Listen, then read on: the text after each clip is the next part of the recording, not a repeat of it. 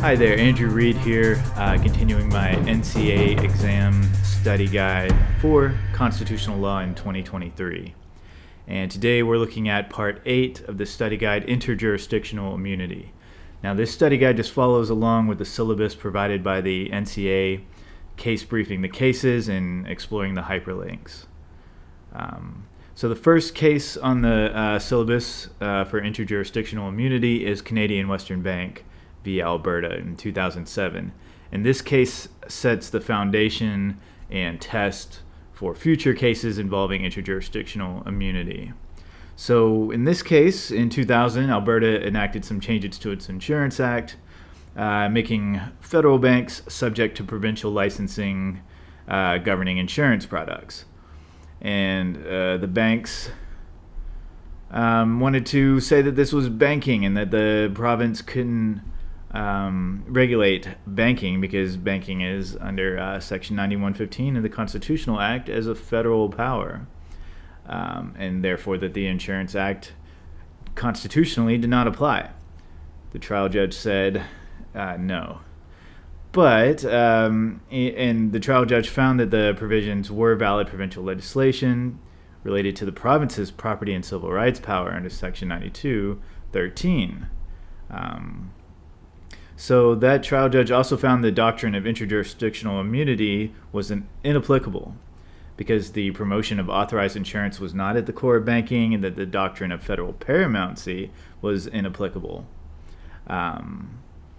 Because there was no operational conflict between the federal and provincial legislation, and the Court of Appeal upheld that. So in this case, comes to the Supreme Court whether provincial legislation constitutionally is inapplicable to the bank's promotion of insurance by virtue of the doctrine of interjurisdictional immunity, and then second, whether it was inoperative due to federal paramountcy. And the Supreme Court just upheld the trial judge in the appeal court and said this appeal should be dismissed. This case creates a lot of the rules that are outlined in the subsequent case in the syllabus, so I'm just going to leave this blank for now for my personal use. For the analysis in terms of interjurisdictional immunity. So this doctrine recognizes our Constitution is based on allocation of exclusive heads of powers to both levels of government, not concurrent powers, but these powers are bound to interact. That's just the reality. And this court is saying that it's a doctrine of limited application, which should be restricted to its proper limit, and that a broad use of the doctrine would be inconsistent with flexible federalism, that the doctrines of pith and substance, double aspect, and federal paramountcy are designed to promote. So this means, in practice, that interjurisdictional immunity will be largely reserved for those heads of power that deal with federal things, persons, or undertaking, or who in the past the applications have been considered absolutely indispensable or necessary to enable Parliament or the province to achieve the purpose for which the exclusive legislative jurisdiction was conferred. In other words, precedent to the same. And it's also limited to what is absolutely indispensable or necessary to enable an undertaking to carry out its mandate in what makes it specifically of federal or provincial jurisdiction. So when in theory, consideration of interjurisdictional immunity is for consideration after the pith and substance analysis. In practice, the absence of prior case law favoring its application to the subject matter at hand will generally justify a court proceeding directly to the consideration of federal paramountcy. Even when its interjurisdictional immunity is properly available, the level of the intrusion on the core of the power of the other level of government must be considered. So to trigger this application, not enough for the provincial legislation simply to affect that which makes a federal subject federal. The difference between affects and impairs is that the former does not imply any adverse consequence, whereas the latter does. In the absence of impairment, interjurisdictional immunity does not apply. So in this case, the pith and substance of the Alberta Insurance Act relates to property and civil rights in the province under Section 9213 and is valid provincial law. The mere fact that the banks now participate in the promotion of insurance does not change the essential nature of the insurance activity, which remains a matter generally falling under provincial jurisdiction.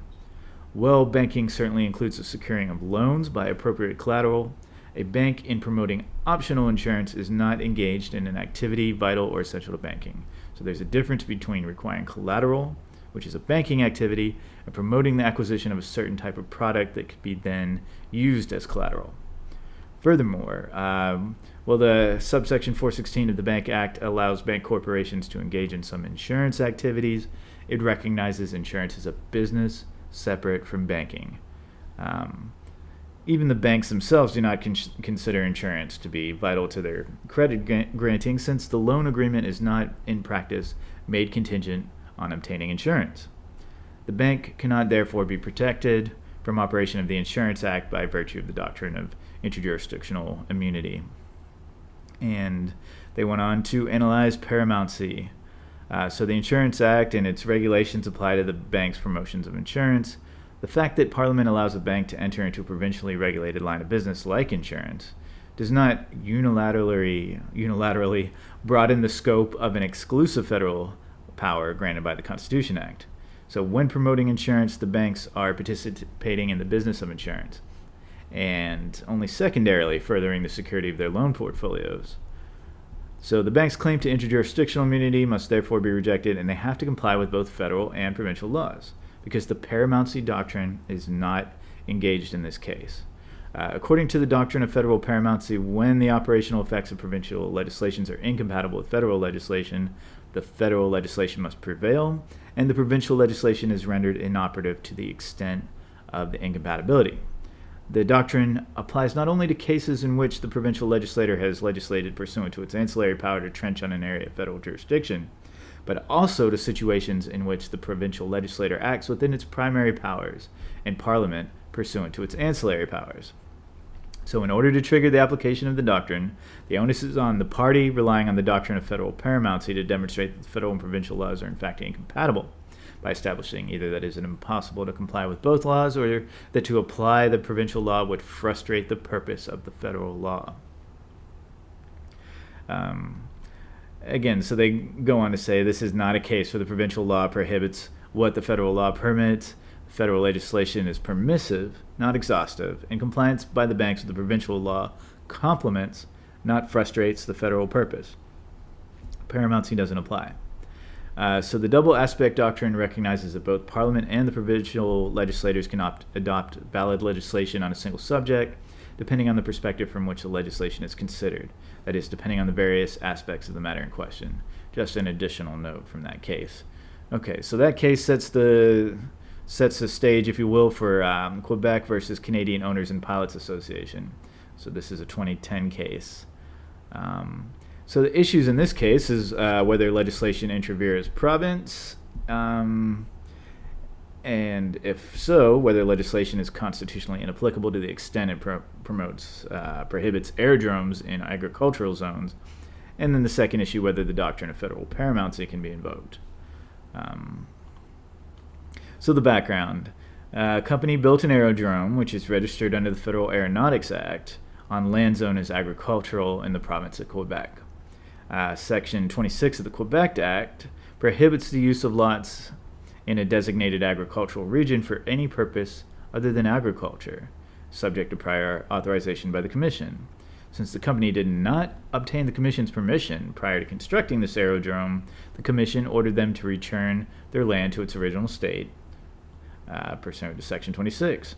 So the company challenged the Commission's decision on the ground that aeronautics is within federal jurisdiction. And the Administrative Tribunal, Court of Quebec, Superior Court, all upheld that decision. But the Court of Appeal found that interjurisdictional immunity precluded the Commission from ordering the dismantling of the aerodrome. And so they went on to appeal that to the Supreme Court, and that appeal was dismissed. So the court here is saying that interjurisdictional immunity applies, paramountcy does not apply. So these are the rules that I've pulled here.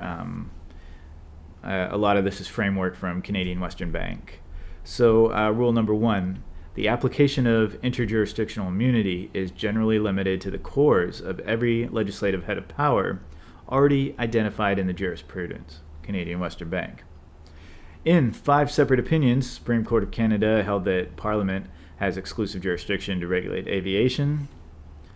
The core of a federal power is the authority that is absolutely necessary to enable Parliament to achieve the purpose for which exclusive legislative jurisdiction was confirmed. Canadian Western Bank. The test from Canadian Western Bank is whether the provincial law impairs the federal exercise of the core competence.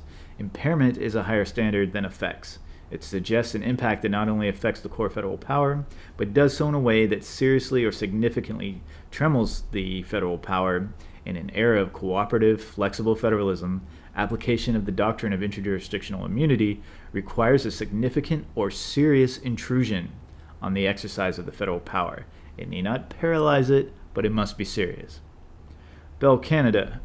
Interjurisdictional immunity actually rendered the impugned legislation inapplicable, even though the law in question raised a double aspect. And another one from Canadian Western Bank. The interjurisdictional immunity analysis presumes the validity of a law and focuses exclusively on what the law's effects are on the core of a federal power. Federal Paramount C may thus arise from either the impossibility of dual compliance or the frustration of a federal purpose. This is from Rothman's. Okay, so the analysis on interjurisdictional immunity. So they're saying Section 26 is valid provincial legislation. Both its purpose and effect are considered. It's in pith and substance about land use, planning, and agriculture. This matter falls within 9213, property and civil rights, 9216, matters of a merely local or private nature, and Section 95, agriculture of the Constitution Act. So you can see here there's a pith and substance analysis and then breaking it down to the heads of power first before they go into whether or not interjurisdictional immunity applies. So by virtue of the doctrine of interjurisdictional immunity, the actual valid is inapplicable here to the extent that it's impacting the federal power over aeronautics, which is supported by the federal general power to make laws for the peace, order, and good government of Canada in Section 91. The federal aeronautics jurisdiction encompasses not only the regulation of the operation of aircraft and airports, but also the power to determine the location of airports and aerodromes. This power is an essential and indivisible part of aeronautics, and as such, lies within the protected core of the federal aeronautics power. Since Section 26 of the Quebec of the Aeronautics Act, of the Quebec Act, purports to limit to where aerodromes can be located, it follows that it trenches on the core of the federal aeronautics power. However, in an era of cooperative, flexible federalism, the application of the doctrine of interjurisdictional immunity requires a significant or serious intrusion on the exercise of federal power. The test, again, is whether the provincial law impairs the federal exercise of the core competence. So here, in prohibiting the building of aerodromes on designated agricultural land unless prior authorization has been obtained from the Commission, Section 26 may prevent the establishment of new aerodromes or require the demolition of existing ones. So this effectively removes the total area of the designated agricultural regions from the territory that Parliament may designate it for aeronautical uses. This is not an insignificant amount of land, according to the court. Much of it is strategically located, and that although the Act doesn't sterilize Parliament's power to legislate on aeronautics, the doctrine of Paramount C would permit Parliament to legislatively override zoning legislations made by the province. Nevertheless, it seriously affects the manner in which the power can be exercised. If Section 26 is applied, the Provincial Act, it would force the federal parliament to choose between accepting that the province can forbid the placement of aerodromes on the one hand, or specifically legislating to override the provincial law on the other hand. This would seriously impair the federal power over aviation, effectively forcing the federal parliament to adopt a different and more burdensome scheme for establishing aerodromes than it has in fact chosen to do. Second part of the analysis as to whether federal paramountcy would apply. It would not. Paramountcy may flow either from the impossibility of complying with both federal and provincial laws or from the frustration of a federal purpose. Here there is no operational conflict, since the federal legislation did not require the construction of an aerodrome, and it's possible to comply with both the provincial and federal legislation by demolishing the aerodrome. So there's no evidence establishing that a federal purpose regarding the location of aerodromes is frustrated by the provincial legislation. So pay attention to that. The federal purpose is not being frustrated, which is required for Paramount C. The federal regulations provide that the minister responsible may determine that the location of each registered aerodrome is in the public interest, but they do not disclose any federal purpose with respect to the location of aerodromes. And that concludes Part A of this NCA exam study guide on constitutional law. Best of luck on your NCA exams. Please, if you got value out of this video, smash that like button, comment, subscribe.